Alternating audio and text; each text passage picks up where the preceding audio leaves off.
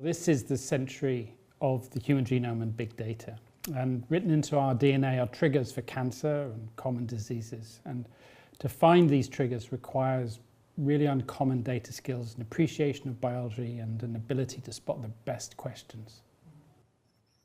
So the concept of this scheme was to try to train a cohort of post-doctoral scientists which have a background in computational and mathematical sciences, and they are willing to bring their skills to bear on biomedical questions.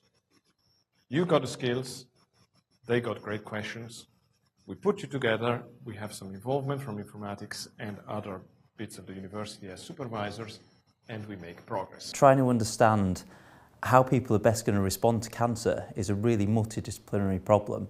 You know, we generate huge amounts of data, and together we work through that data, we try and understand all the different issues and challenges with that data in order to do what sounds like a simple problem, work out who would best respond to which treatment. It's actually a very complex problem, so we need all those different people involved to really understand the disease.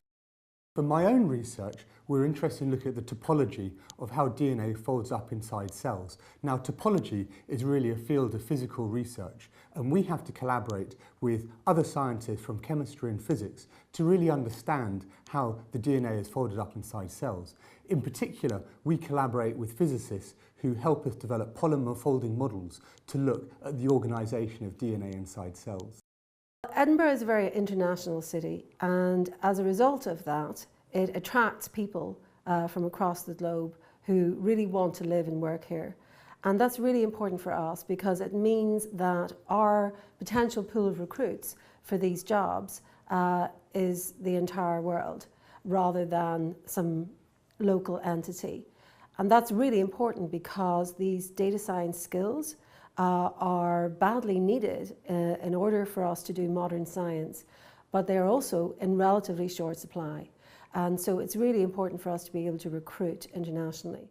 Edinburgh is a great place to do interdisciplinary research. For myself, coming from a more evolutionary and biophysical background, it's been great to be placed in this environment where you have so much going on across different fields.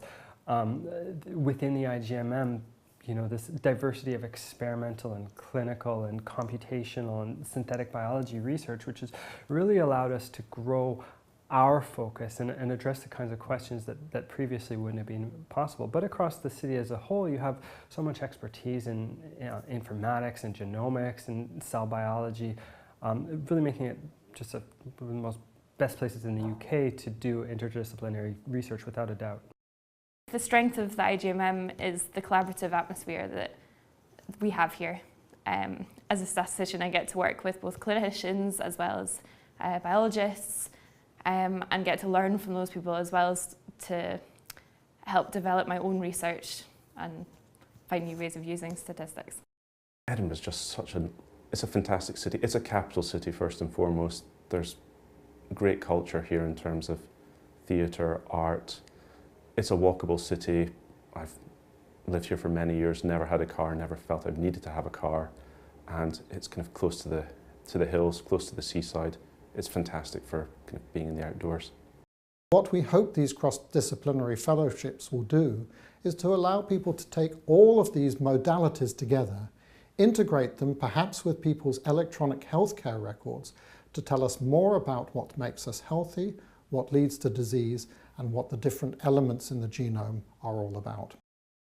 Crucially, we want this to be something that leads to filling the skills gap that are in the UK scenario, but really the worldwide scenario. I mean, the phenomenon that we are seeing of biology accelerating on the data production and not being able to catch up from the data analytics side is a global phenomenon. Whoever comes out of this scheme, well, I'm pretty sure that they will be in a very, very strong position to get a job, not just in UK academia, but in the US, in Europe, and in industry.